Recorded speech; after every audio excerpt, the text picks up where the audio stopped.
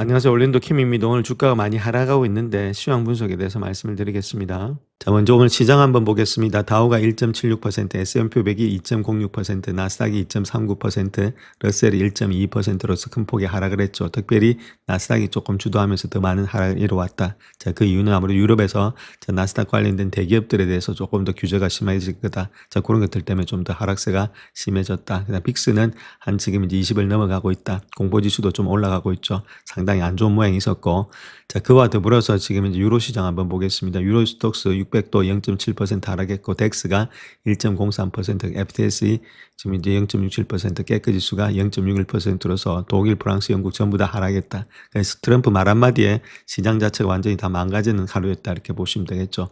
아시아 시장도 마찬가지입니다. 자, 아시아 시장 자체는 니케이 225가 1.11%로 큰 폭이 하락하면서 아무래도 금리가 뛰니까 자, 그래서 거의 다가 하락했고, 인도도 1.38%, 홍콩도 0.23%, 그다음 상하이도 0.01%로서 거의 다가 하락했다. 시장이 전반적으로 완전히 죽어버렸다. 이렇게 보시면 되겠죠. 트럼프 말 한마디에 완전히 왔다 갔다 하면서 장이 끝나버렸다. 이렇게 말씀을 드립니다. 자, 하루 동안 장세를 보게 되면 거의 다가 풀타임 로우다 이렇게 보시면 되겠죠. 트럼프 발언을 통해서 스피치를 통해서 조금 올라가는 그 기세도 하나도 없이 계속해서 내려가는 그런 모양이 있었고, 자, 러셀은 좀 반등이 됐지만 그대로 일단은 하락세가 계속해서 연출이 됐다. 그래서 전약 후강도 아니고 그냥 계속해서 전약 후약 계속해서 약이 되었다. 이렇게 말씀드립니다. 오늘 시장을 한번 보겠습니다. 거의 다가 하락을 했다 이렇게 보시면 되겠고, 여기서 인텔이 조금 더 상승했고, 자, 그 다음에 일단 유나이트 헬스 그룹이 있죠. 이거 좀 상승했다. 그 다음에 엑슨모빌 좀 상승했다 이렇게 보시면 됩니다. 그 다음에 컨슈머 디펜스 쪽에 베버리지라든지 이런 것들이 조금은 상승이 있었다 이렇게 보시면 되겠죠. 그래서 P&G라든지 이런 것들, 프로트 캠벨 이런 것들이 상승했었다. 전반적으로 다 하락이 됐던 하루였다. 그래서 조금 헬스케어 분야 아니면은 지금 이제 컨슈머 디펜스 분야만 좀 상승하면서 에너지 분야, 자, 그 분야 외에는 거의 다가 하락했다 이렇게 말씀드릴 수 있겠죠. 그래서 이런 것도 트럼프 때문에 그러니까 그게 언제쯤 마음이 변할지,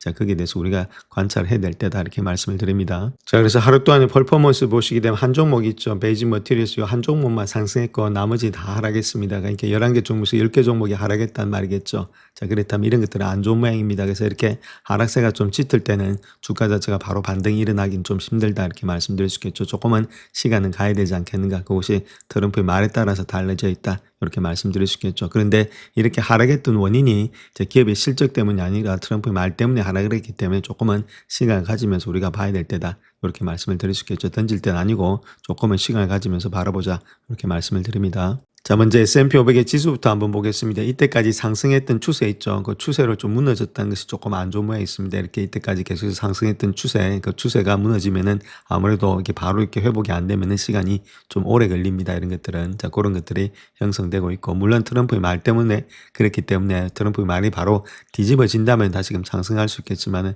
그렇게 하려면 좀 시간이 걸리지 않겠는가. 자, 그렇게 볼 수가 있겠고. 자, 두 번째로 봐야 될 것은 직전 저점 라인 때 있죠. 그래서 직전 저점이었던 요 라인 6,820불대를 강하게 깨면서 또 내려왔기 때문에 이걸 내려왔다는 것은 그 밑에까지 한 번 더 봐야 된다. 자, 그 밑에가 6,700대까지 내려오지 않겠는가. 자, 그렇다면 6,700대까지 내려오면 직전 고점 대비해서 내려왔던 폭이 한 3.8% 정도 되고 있으니까 요즘에 보통 일단 내려왔던 폭을 본다면 깊어도지만 한 4% 정도, 5.9% 정도 되고 있죠. 자, 그런 가운데이기 때문에 그 정도로 밑으로 빠진다면 다시금 또 반등할 가능성도 있다. 자금이 대기 자금들이 많이 있으니까 자, 그렇게 좀 보셔야 되겠죠. 그래서 지금은 아직까지는 좀 하락 추세가 강하고 좀 내려올 가능성도 없지는 않다. 이렇게 보시면 되겠죠. 자, 이런 식으로 흘러가고 있는 것이 S&P 500 지수인데, 자, 가장 중요한 것은 트럼프의 마음이 어떻게 변할지에 따라서 시장이 계속해서 움직이고 있다. 자, 이렇게 보시면 되겠습니다. 반면에 다우지수 한번 보겠습니다. 다우지수는 아직까지는 추세는 일단 살아있는 상태에 있습니다. 뭐 완전히 무너진 건 아니죠. S&P 500보다도. 다우는 조금은 강세 중에 있는데 이것도 만약에 무너지게 되면 그 밑에 라인 때 47,000대까지 봐야 되지 않겠나. 자, 그렇게 보여지고 있고. 자, 나스닥은 마찬가지입니다. 나스닥은 조금 무너져 있는 상태죠. 그래서 추세가 한번 가던 추세가 무너지게 되면은 아무리 이런 것 자체가 바로 돌아나기는 좀 힘들다. 그래서 추세가 좀 무너졌다는 것이 좀 안 좋다. S&P, 나스닥 이런 것들은 다 무너져 있는 상태였죠. 그다음 러셀은 아직까지는 조금은 살아있는 모양이 있습니다. 저점과 저점을 이었을 때 추세는 자, 그런 가운데 있기 때문에 러셀이라든지 다우는 좀 좋은데 지금 나스닥이 상당히 안 좋은 모양이 있는 것이 현재 모습이다. 이렇게 보시면 되겠죠. 그래서 전반적으로 요거 자체가 일단 극복하면서 올라오기는 자, 트럼프의 마음에 따라 다른데 좀 시간은 걸리지 않겠는가. 자, 그렇게 보여지고 있습니다. 자, 오늘 또 가장 중요했던 것이 10년물 금리죠. 10년물 금리가 일단 지금 이제 4.295, 4.3까지 올라와 있는 상태에 있습니다. 그래서 지금 이제 하락의 추세는 거의 보이지 않고 있고 다시금 상승의 추세로 올라가고 있는 모양이기 때문에 10년물 금리가 10년물 금리가 보통 보면은 4.3, 그다음 4.5를 돌파하게 되면은 시장이 좀 많이 부담이 됩니다. 바로 올라오기는 쉽지가 않다 이렇게 보시면 되겠죠. 주식시장 자체가 바로 올라오기는 쉽지가 않다. 30년물 역시도 지금 이제 5%까지 갔다가 4.92로서 마감이 되고 있는데 이것도 상당히 안 좋은 모양이 있죠. 그다음 빅스 지수가 좀 많이 올라와 있는 상태에 있습니다. 20을 돌파했고 이런 것들은 누차 말씀을 드렸지만 좀 많이 올라갈 때 있죠. 그렇게 공포가 많을 때는 또 단기 고점이 될 수 있으니까 그건 한번 체킹해 보시자 이렇게 말씀을 드릴 수 있겠습니다. 전반적으로 시장이 안 좋은 가운데 있다 이렇게 말씀을 드립니다. 자, 그래서 오늘 시장을 정확하게 보게 되면 요 10년물 금리고 밑에 있는 것은 S&P 500 지수죠. 그 10년물 금리가 튀니까 정확하게 일단 S&P 500 지수도 하락되는 모양이죠. 똑같이 흘러가는 모양이 있습니다. 이렇게 되고 있는 이유는 자, 10년물 금리를 갖다가 털어버리겠다. 10년물 국채 있죠. 요거 자체를 갖다가 이제 완전 매각해버리겠다. 덴마크에서 이야기를 많이 하고 있죠. 그런 것들이 화두가 되고 있다는 겁니다. 그래서 10년물 금리를 우리가 초점해야 되는데 이제 여기는 아무래도 다른 것보다도 재패니스 엔도 상당히 많이 올라가고 있다는 거죠. 그런 것들도 지금 이제 10년물 금리가 그렇게 쉽게는 내려가지 않고 있다. 이렇게 말씀을 드립니다. 그래서 요 세 가지 차트 하나 보시기 전에 밑에 있는 것은 S&P 500, 그 다음에 10년물 금리는 보셨죠. 근데 요 위에 있는 것은 또 재패니스 엔의 10년물 금리입니다. 엄청나게 뛰고 있죠. 얘가 뛰고 있는데 얘가 쉽게 이렇게 내려오기가 힘들다는 이야기입니다. 얘가 또 같이 뛰고 있기 때문에 그래서 이런 것들도 좀 내려오고 마찬가지로 그렇게 해야만 10년물이 꺾여야만이 금리가 주가가 올라갈 수 있는데 이런 것들도 아무래도 재패니스 엔의 금리도 우리가 체킹을 하셔야 되는데 두 가지 때문에 일단 주가가 하르겠죠. 덴마크에서 아무래도 물건을 던지겠다. 그 다음에 채권 던지겠다. 그 다음에 일본의 금리는 계속해서 올라간다. 자, 이런 것들, 자, 이런 것들이 상당히 시장의 약화를 가져왔다. 이렇게 말씀을 드립니다. 자, 트럼프가 그린란드 관련된 관세 부과로 유럽의 동맹국들을 위협하면서 미국 국채시장 수개월 만에 최악의 하루를 맞이할 위기에 처해 있다. 자, 그렇게 말하면서 아무래도 미국의 30년 만기 국채 수익률이 5%에 근접을 했죠. 자, 관세가 아무래도 인플레이션에 미치는 영향에 의한 우려를 반영한 것이다. 그렇게 보면 됩니다. 결론은 관세 때문에 이렇게 금리가 많이 뛰었다. 자, 그렇게 보시면 되겠죠. 자, 이번에 금리 자체가 올라갔던 이유는 결론을 장기 국채 매도세가 나타나기 시작했다는 겁니다. 10년 만기 국채 수익률이 4.31%까지 올라갔고, 자, 그다음 30년 만기도 4.95까지 올라갔죠. 자, 그렇게 올라갔던 이유는 아무래도 트럼프가 유럽의 8개국 이런 데서 수입품에 10%의 관세를 부과하겠다. 자, 그런 것으로 인해서 올라갔죠. 그래서 이런 지정학적 불확실성과 잠재적인 보복 조치 이런 데 대한 우려를 불러일으키고 있다는 겁니다.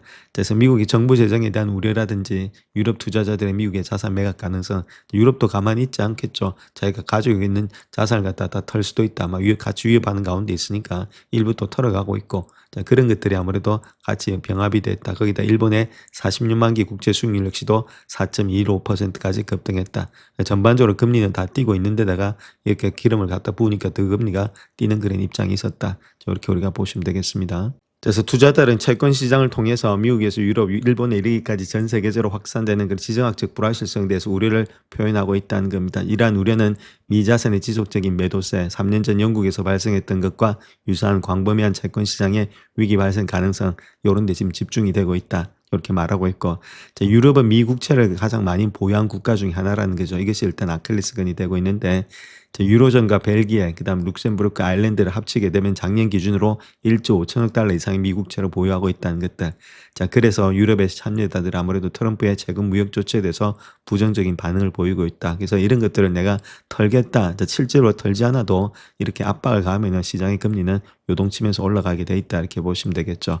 자, 거기다가 덴마크 연금 펀드인 아카데믹 컨펜션이 있죠. 뭐 이런 데는 당연히 이달 말까지 미 국채 보유분을 매각하겠다. 자, 그런 식으로 나오고 있죠. 자, 그런 가운데 있고 여기 최고 최고 투자 책임자가 인터뷰에서 미국은 기본적으로 신용도가 안 좋다. 그래서 장기적으로 봤을 때 미 정부의 개정 건전성을 믿을 수가 없다. 자, 지속 가능하지 않다. 그렇기 때문에 난 털겠다. 자, 그럼 할 말 없죠. 뭐 털겠다 이러면은 아무리 시장 자체는 요동칠 수밖에 없다. 자기 무덤 자기가 파고 있다. 이렇게 말씀드립니다. 자, 트럼프의 마음이 지금 왔다 갔다 할 수 있는 이유 중에 하나가 아무래도 10년 렌지 30년 만기 국채 수익률이 주택담보대출, 소비자대출, 회사채 등 모든 자금 조달 비용의 기준 지표가 된다는 겁니다. 자, 그렇게 했을 때 더 광범위한 위험이 도사리고 있다는 거겠죠. 자, 그래서 아무래도 다른 것보다 이렇게 됐을 때는 지금 선거에서 질 수밖에 없는 그런 입장이 있죠. 그래서 물가는 뛰고 있고 이자는 올라가고 있고, 자, 그렇다면 안 되니까 자, 자기도 일단 계산 중에 있지 않나. 자, 그렇게 보여주고 있습니다. 자, 특별히 10년 만기 국채 수익률이 4.25%를 넘어선 데 대해는 유럽인들이 트럼프에 대한 공격적인 무역, 지정학적인 정책에 보복하기 위해서 미국 자산을 갖다 무기할 수 있다. 그런 소문이 확산되고 있기 때문이다. 자, 그렇게 말을 하고 있죠. 이런 것들 때문에 지금 이제 시장이 좀 발작을 일으키고 있다. 이렇게 말하고 있고, 특별히 유럽인들이 보유하고 있는 미국의 자산 총액이 그냥 10조 달러에 달하고 있다는 겁니다.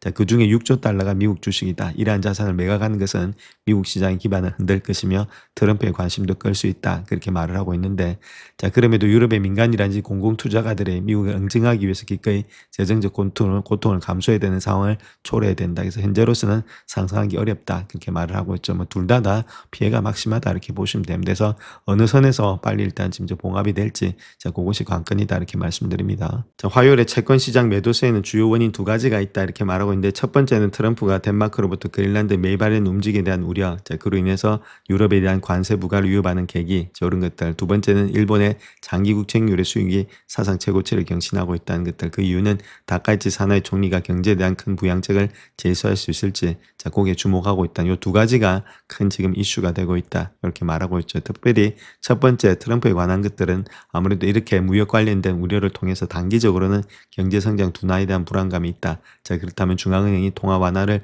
필요한다. 요까지는 좋죠. 근데 장기적으로 봤을 때는 인플레이션과 재정 위험에 대한 우려를 불러일으킬 수 있다. 그래서 단기금리와 장기금리의 차이가 커지는 이른바 국제 수익률의 곡선 가파르기 현상이 초래된다. 자, 그렇게 말을 하고 있죠. 좋지 못한 현상이 나타나고 있고, 자, 일본도 역시도 40년 물에 지금 이제 국제 수익률이 사상 최고치를 기록했다. 지금 4.26까지 급등하면서 2007년도 이후에 최고치를 기록했다는 겁니다. 그래서 중요한 것은 이걸 자금을 갖다 어디서 가지고 와야 되는데, 자, 그런 소비세 같은 것들 깎아주게 되면은 그런 것들을 가져올 데가 없다는 겁니다. 결론을 따는 이런 것들도 금리 국채를 찍어가지고 계속해서 메울 수밖에 없는 그런 입장이 있다 보니까 금리가 뛰고 있다. 그러니까 전 세계적으로 같이 뛰고 있는데, 자, 미국 금리만 내려가지는 않는다. 그 이야기를 하고 있죠. 그래서 두 가지가 상당히 큰 문제점이 되고 있다. 이렇게 밝히고 있습니다. 자, 그럼에도 불구하고 화요일에 미국 채권 시장이 움직이는 요거 하나만 가지고는 투자자들의 미국 채권 시장의 매력도에 대한 장기적인 의구심을 더욱더 키우기는 좀 어렵다. 그렇게 말하고 있죠. 미국 채권 시장 여전히 세계에서 가장 크고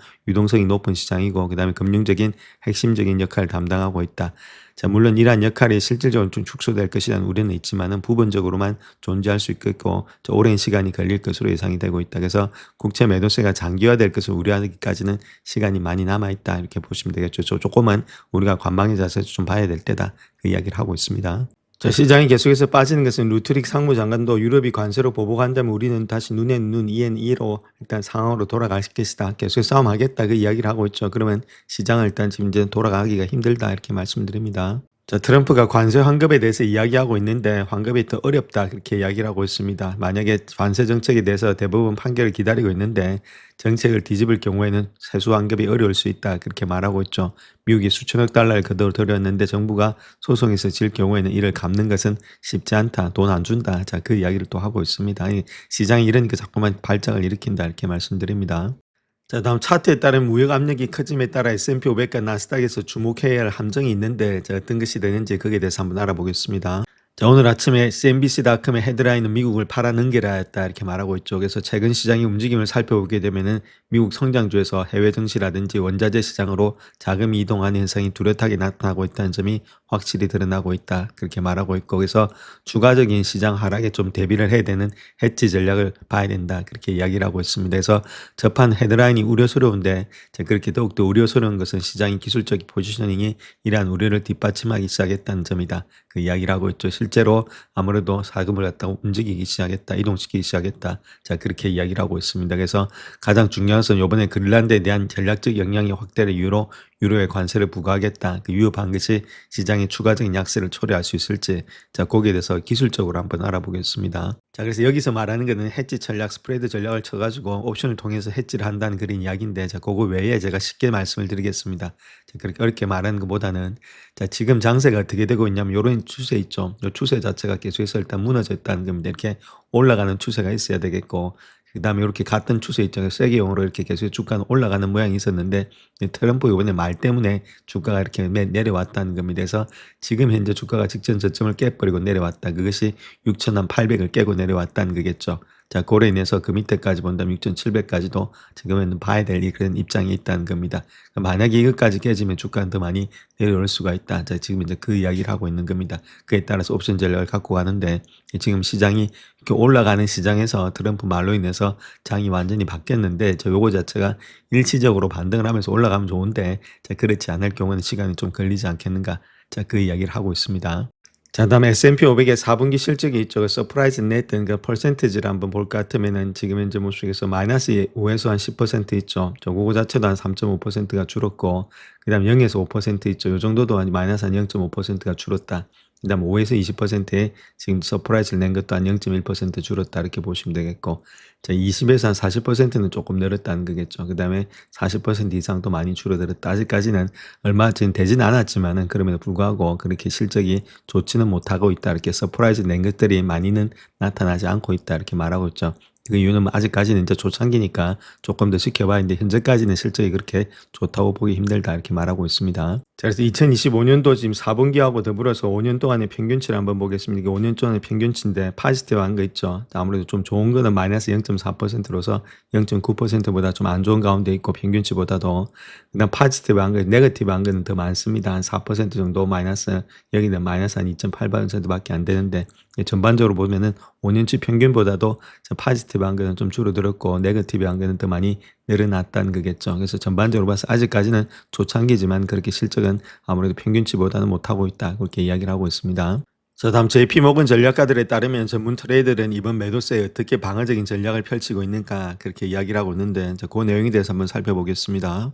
자, 최근에 시장 자체가 폭락으로 인해서 수개월간의 상대적인 안정세 위에 시장의 변동성이 급격하게 증가될 수 있다는 우려가 커지면서 월가 전문 트레이더들은 포트폴리오 보유에 나서고 있다. 그렇게 말하고 있죠. 가장 중요한 것은 여기서 그 사람들도 역시 시장 전반적인 전망은 긍정적이라는 겁니다. 그래서 장기적으로는 좋게 보고 있다는 이야기겠죠. 그래서 단기적인 해지 전략이 유지하는 것이 현명하다. 자, 그렇기 때문에 JP모건은 주식을 전면 매도하기보다는 변동성이 급등하거나 지정학적 위험이 고조될 경우에는 수익을 낼 수 있도록 설계된 옵션 전략에 의존한다. 자, 그렇게 말을 하고 있죠. 그래서 빅스 지수는 정책의 리스크라든지 이렇게 종 떨어진 것처럼 보이고 있지만은 정책 리스크가 급증할 경우에는 빠르게 따라잡을 수가 있다. 자, 그 이야기를 하고 있는데, 자, 이런 관점입니다. 물론 여러 가지 옵션 전략도 중요하겠고 그런 것도 중요하겠지만 일단 큰 그림은 상승 중에 있다는 거겠죠. 상승 중에 있는데 펀더멘탈이 안 꺾였다는 말은 좀 내려간다면은 돈을 가지고 계신 분들은 매수하겠지만은 돈이 없는 분들이 여기서 털고 다시금 잡기가 그렇게 쉽지가 않습니다. 그러니까 지금은 좀 관망해져서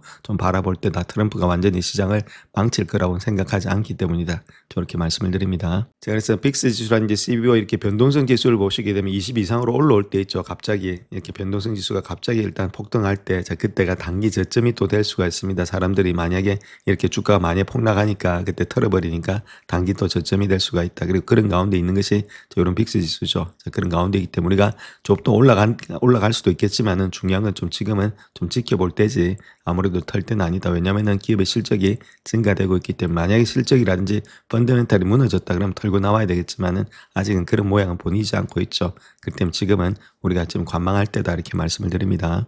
자, 그래서 우리 투자자들 입장에서는 국방이라든지 에너지, 금과 같은 역사적으로 지정학적 스트레스 이익을 얻는 부분에서 우리가 거래를 해야 되지 않나 그렇게 보여주고 있습니다. 지금 그린란드 땅도 아무래도 덴마크가 일단 지금 힘이 강하다면은 트럼프가 일단 마음대로 못하죠. 그러니까 그런 것들이 다 국방에서 나온 거고 그 안에 묻혀 있는 것이 에너지라는 겁니다. 그래서 이런 것들을 또 탈피하는 것들이 좀 위험에 비하는 게 금이겠죠. 자, 그런 식으로 해서 록히드 마틴 이런 것들, 그 방산주라든지 아니면 이런 것들을 통해서 군사비의 지출 증가, 국제적인 긴장 고조의 수혜주로 여겨지고 있다는 겁니다. 록히드 마틴의 매출은 4분의 3이 미 국방 예산에서 발생되기 때문에 해외 작전 이후에 군사비 지출의 증가와 자산 보충으로서 이익을 얻을 수 있는 위치에 있다. 저 그렇게 말을 하고 있죠. 이런 것들 한번 체킹해 보시고 또 지정학적 전개로 인해서 공급 차질의 위험이 전개되면서 에너지 관련 주식에 대한 관심도 높아지고 있다.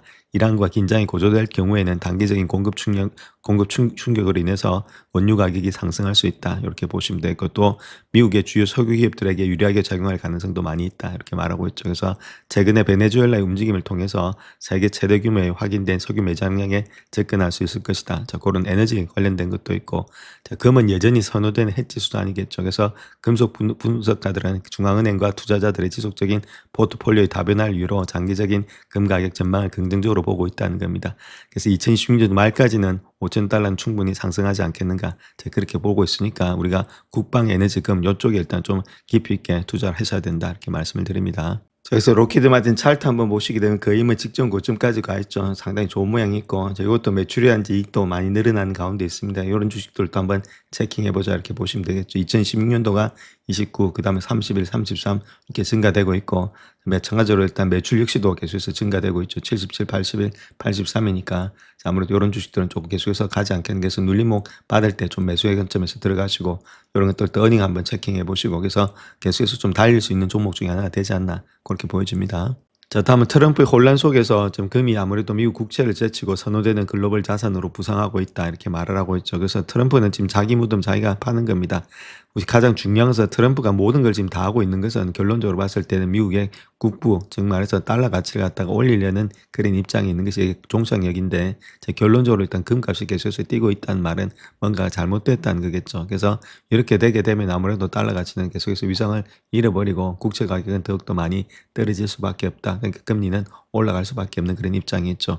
이런 식으로 되니까 금값이 올라가고 있다 이렇게 말씀을 드립니다.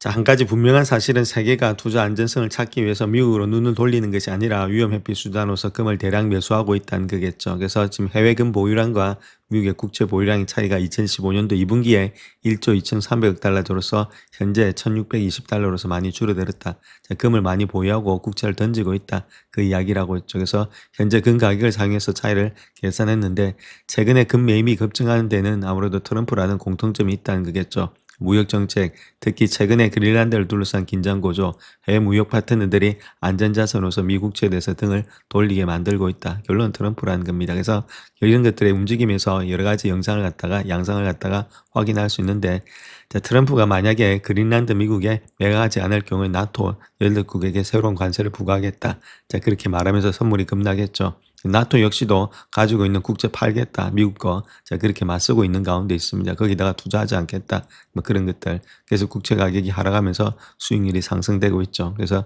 금이라든지 은 이런 것들이 계속해서 올라가고 있다. 이렇게 말씀을 드릴 수 있겠고 달러 지수 유로화를 포함한 6대의 통화 대비로도 거의 1%가 하락했다. 자, 아무래도 달러 지수가 금이 올라가면은 달러 내려갈 수밖에 없겠죠. 자, 그런 것들이 다 트럼프로 인해서 나타나고 있다. 이렇게 밝히고 있습니다. 자, 그래서 억만장자 투자자인 레이 달리오가 미 자산에서 이탈하는 움직이게 되면서 우려를 표명하고 있는데 무역 적자라든지 무역 전쟁의 반대편에는 자본과 자본 전쟁이 있다는 겁니다. 자, 이러한 갈등을 고려해 볼 때 자본 전쟁의 가능성을 무시할 수가 없다는 겁니다. 즉 말해서 미국 국채 등을 매입하려는 의지가 예전만큼 강하지 않을 수도 있다는 거겠죠. 자, 그래서 달러라든지 미 국채에 대한 전 세계적인 기피 현상 이런 것들이 주식시장의 장기적인 매도세로 이어질지는 아직까지는 불확실하다. 자, 그렇게 말을 하고 있고 자, 가장 중요한 것은 최근 관세 인상에 대한 시장의 반응에 대해서는 다보스 포럼에서 관심이 멀어지고 주중에 4분기 실적 발표 시즌으로 다시 옮겨감에 따라서 매수 기회를 제공하고 있다. 자, 그렇게 말을 하고 있습니다. 또 다른 사람 같은 경우에 있어서는 KKM 파이낸셜의 CEO 같은 경우에 있어서는 자, 그러니까 주가가 좀 떨어지면은 다 매수의 관점으로 생각하는 사람들이 있다. 자, 그렇게 보고 있는데 그거는 좀 맞는 말이다. 왜냐하면 이거는 단지 트럼프의 쇼에서 왔다 갔다 하기 때문에 시장 자체가 그래서 트럼프만 말만 또 바꾸게 되면 언제든지 장은 엎어질 수 있다. 이렇게 말씀을 드립니다. 자, 다음 장기간의 시장 하락세도 견뎌낼 수 있는 그런 안전자산에 대해서 한번 알아보겠습니다. 자, 그래서 여러 가지 혼란이 예상되는 가운데 있는데 낮은 변동성, 그다음 탄탄한 재무 상태, 상대적으로 높은 배당 수익률 이런 것들을 자랑하는 특정 주식들은 투자자들에게 안전한 투자자가 될 수 투자처가 될 수 있다. 자, 그렇게 말하고 있고 특별히 그린란드 문제에 대해서 점점 더 강경한 입장을 취하고 있다는 거겠죠. 저것이 좀 문제가 되고 있는데 요건 아무래도 중간 선거하고 지금 밀접한 관계가 있기 때문에 그게 계산을 하고 있을 겁니다. 이걸 획득했을 때 자기가 일단 지지율이 높아질지 아니 이걸 포기하고 시장을 살렸을 때 지지율이 높아질지 자 그게 문제인데 아무래도 지금 어느 쪽에 지금 할지 자 계산 중에 있는 것이 아니겠는가 자 그렇게 보여지고 있죠. 그래서 현재로서는 그린란드 획득에 반대하는 국가의 관세를 부과하겠다 자 그런 의지가 강하죠. 자 그런 가운데 있기 때문에 아직까지 시장이 돌아나가기에는 시간이 좀 걸리지 않겠는가 자 그렇게 이야기를 하고 있고 자 요번에 일단 여러 가지 유럽 지도자들과 회담할 것이라고 말은 했지만 회담 계획은 아무래도 아직까지는 그렇게 투자자들을 진정시키는 데는 별다른 도움이 되지 않고 있다. 자 그렇게 말을 하고 있죠. 그래서 지금 이제 백셋이 데이터를 활용해서 베타 값이 0.8 미만 그런 주식을 찾았다는 겁니다. 그래서 이런 주식에 있어서는 배당 수익률이 2% 이상이고 부채 비율이 낮은 주식, 거기다가 0.8 미만 했을 때는 아무래도 주가에 좀 안정성이 있는 그런 주식들이 되지 않겠나 그렇게 보여집니다. 그래서 CNBC에서 이야기하고 있는 것은 뭐 쉐브론도 있고 여러 가지가 있는데 제가 저번에 한번 말씀을 드렸죠. XOM 이런 것들은 들고 가는 게 좋다고. 그래서 아무래도 이렇게 다른 것보다는 엑스모빌 이런 것들 한번 체킹하시면서 이런 주식들은 좋으니까 이번에 주가가 많이 하락할 때는 이런 주식은 또 상당히 좋다. 저렇게 말씀을 드립니다. 자, 그래서 엑스모빌 차트 한번 보시게 되면 월봉 차트입니다. 저번에 한번 말씀을 드렸죠. 고점을 돌파하면서 위에서 놀고 있다 이렇게 말씀드렸기 때문에 아무래도 불플렉이 좀 되고 있다 이렇게 말씀드렸죠. 충분히 올라갈 가능성이 많이 있는 주식이니까 이런 주식은 이렇게 힘들 때 배당도 받고 있고 뭐 여러 가지 좋은 모양이 있습니다. 그러니까 좀 빠진다면 이런 것들은 담아서 좀 길게 보시면서 들고 가자 저렇게 말씀을 드립니다.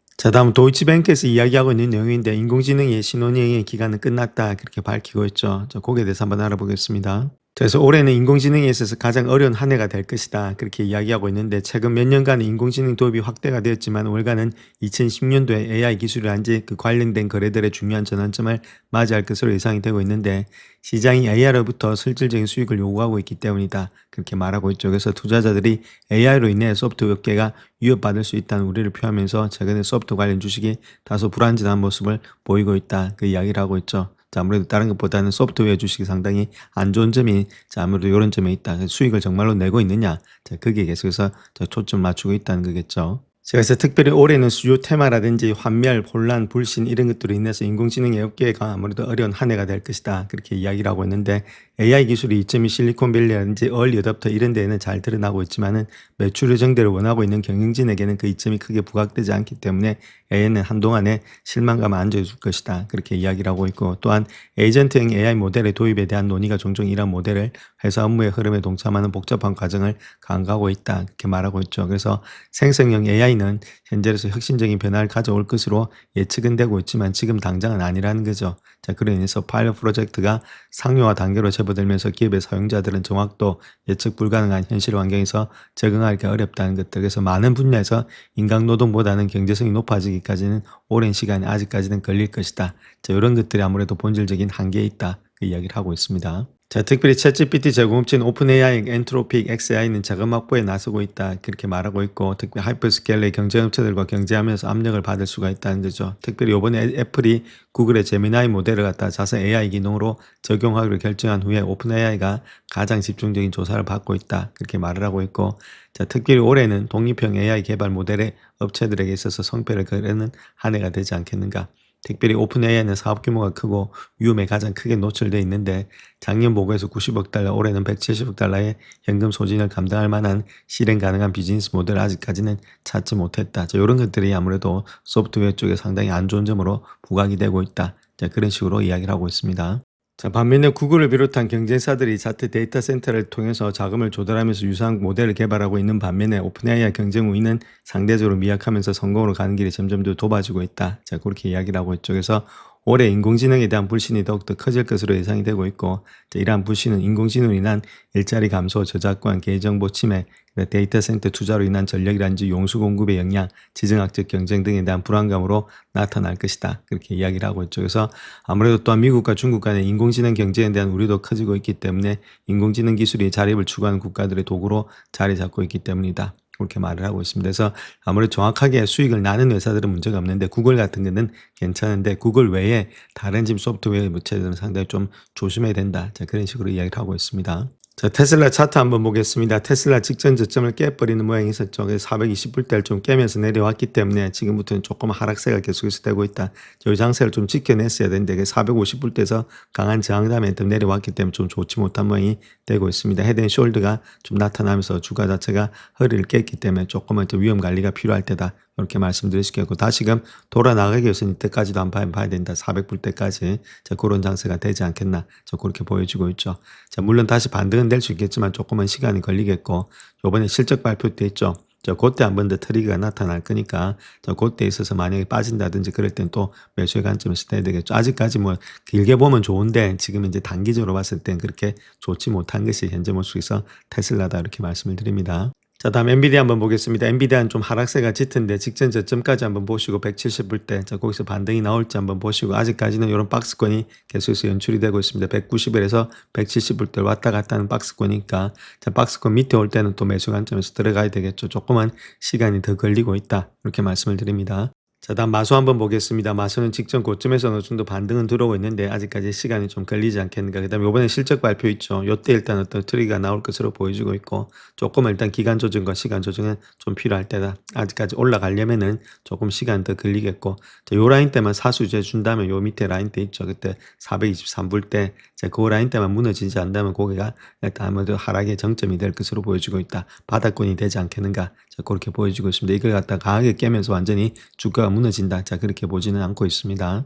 자, 다음 메타 한번 보겠습니다. 메타는 직전 저점까지 한번 봐야 된다. 이렇게 말씀드릴 수 있겠죠. 이렇게 하락되는 이유가 계속해서 뭐 투자를 하겠다. 투자를 계속해서 하겠다니까 지금 장이 올라가질 못하고 있죠. 안 그래도 지금 이제 투자보다는 이제 실적이 어떻게 나타나냐 그 이야기를 하고 있는데 지금 투자 이야기하고 있으니까 주가가 내려갈 수밖에 없다. 이렇게 보시면 되겠고 여기도 마찬가지로 실적 발표 때까지는 조금은 기대를 봐야 된다. 이렇게 말씀드릴 수 있겠죠. 그럼에도 불구하고 580불대가 아무래도 지지 라인대가 되지 않겠는가. 그래서 600불대가 강하게 깨면서 내려온다면 요 라인대인데 큰 폭의 요 라인대에서는 또 반등이 일어나지 않나 그렇게 보여집니다. 자, 구글 또 많이 빠져 있는데 직전 저점이 요 라인 때 있죠. 그래서 313불 때, 자, 그 라인 때 밑으로 간다든지 그러면 조금씩 매집의 관점에서 들어가야 되지 않겠나. 좀 길게 보시면서 갖고 가는 전략이 되는 것이 구글이다 이렇게 말씀드릴 수 있겠죠. 아직까지 구글은 완전히 추세는 무너지지 않은 상태에 있습니다. 추세가 상당히 강하기 때문에 자, 그런 가운데 있다면 아직까지는 들고 갈 때지 팔 때는 아니다 이렇게 말씀을 드릴 수 있겠죠. 자, 그런 가운데 있고, 자, 현재 모습 속에서 본다면 그럼에도 불구하고 조금은 하락세가 연출이 되고 있으니까 좀 빠질 때마다 이런 구글들 같은 거는 담아가자 이렇게 말씀을 드립니다. 자, 다음 애플 한번 보겠습니다. 애플이 가장 안 좋습니다. 지금 헤드앤숄더 모양으로서 주가 자체가 계속해서 내려오고 있죠. 자, 그런 가운데 있기 때문에 주가가 바로 올라가기는 쉽지가 않습니다. 이 넥라인을 깨버리기 때문에 자, 그렇다면 직전 저점이었던 이 라인들을 지켜내야 되는데 그거까지 무너진다면 하락세는 계속해서 될 수가 있다. 그래서 이런 것들은 추세가 지금 완전히 깨졌기 때문에 조금 올라가려면은 시간이 많이 걸리지 않겠는가. 그래서 이번에 실적 발표 때 어떤 것들이 나오는지 한번 봐야 되는데 크게 일단은 지금 현재 올라가기는 쉽지가 않다 이렇게 말씀을 드립니다. 자, 다음 브로드컴 한번 보겠습니다. 오늘 또 아무래도 반도체가 일단 하락의 주범이 되고 있었죠. 그래서 직전 저점 요 라인 때 말씀드렸습니다. 320불대가 지켜내는지, 자, 그거만 지켜내면은 갈 수 있는데, 자, 요것도 조금 일단은 추세로 본다면 좀 하락 추세가 되고 있다 이렇게 보시면 되겠죠. 이렇게 상승의 추세는 조금 없어졌기 때문에 시간이 좀 걸립니다. 물론 이렇게 해서 추세가 완전히 꺾였기 때문에 이제부터는 하락이다. 자, 그렇게 보기보다는 상승의 추세가 꺾였기 때문에 올라가려면은 시간이 좀 걸리지 않겠는가. 헤드앤숄더가 되고 있기 때문에 이렇게 쌍바닥이나 이런 걸 치면서 가야 되기 때문에 그런 기간과 시간 조정이 걸릴 것으로 보여지고 있고 자 아무래도 실적 발표 끝날 때까지는 자 그런 횡보장세가 좀 될 것으로 보여지고 있습니다. 좀 시간이 좀 많이 걸릴 것으로 보여진다. 올라가려면은 자 그렇게 말씀을 드립니다. 영상을 끝까지 시청해 주셔서 감사합니다. 영상이 도움이 되셨다면 구독과 좋아요 부탁드립니다. 감사합니다.